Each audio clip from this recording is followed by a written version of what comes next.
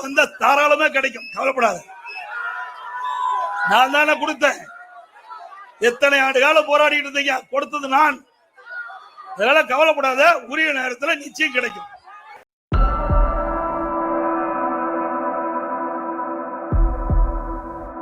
வணக்கம். பிற்படுத்தப்பட்ட மற்றும் மிக பிற்படுத்தப்பட்ட சமுதாயத்தினர் உரிமைக்கான கூட்டமைப்பு மற்றும் ஓபிசி ரைட்ஸ் ஆகிய அமைப்புகளின் கீழ் அமைப்புகளுக்காக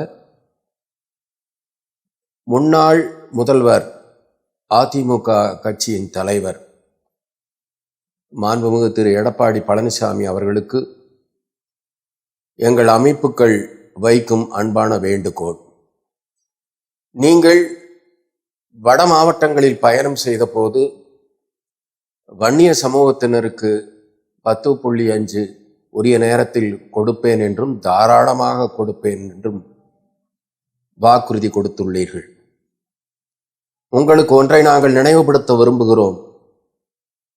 எந்த விதமான புள்ளி விவரங்களும் இல்லாமல் ஒரு குறிப்பிட்ட சமூகத்தினருக்கு நீங்கள் கொடுத்த 10.5 இடஒதுக்கீடு, அதன் அவசர சட்டம் 2021 சட்ட எண் 8 ஆகியவை உயர்நீதிமன்றம் மற்றும் உச்ச நீதிமன்றங்களால் சட்டத்திற்கு புறம்பானவை என்று தூக்கி எறியப்பட்டதை நினைவில் கொள்ள வேண்டும்.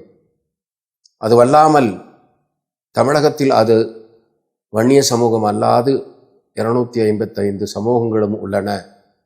அந்த சமூகங்களையும் கவனத்தில் கொள்ள வேண்டியது ஒவ்வொரு முதல்வரின் பொறுப்பு என்பதையும் உணர வேண்டும்.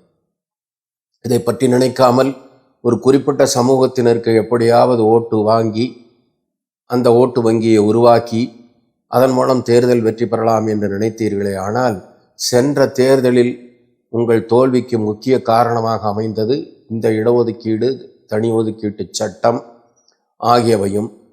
இந்த ஒரு சமுதாயத்திற்காக 255 சமுதாயங்களை புறக்கணித்ததும் என்பதை நினைவுபடுத்த விரும்புகிறோம்.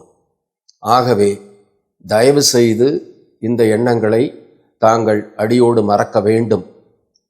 ஜாதிவாரி கணக்கெடுப்பு எடுத்த பின் எந்தெந்த சமூகங்கள் உண்மையாக புறக்கணிக்கப்பட்டிருக்கின்றன என்பதை தெரிந்து அந்த சமூகங்களுக்கு உரிய பிரதிநிதித்துவம் வழங்கி சமூக நீதியை நிலைநாட்ட வேண்டும் என்று எங்களின் அமைப்பின் சார்பில் திரும்ப வலியுறுத்தி வேண்டிக் கொள்கிறோம்.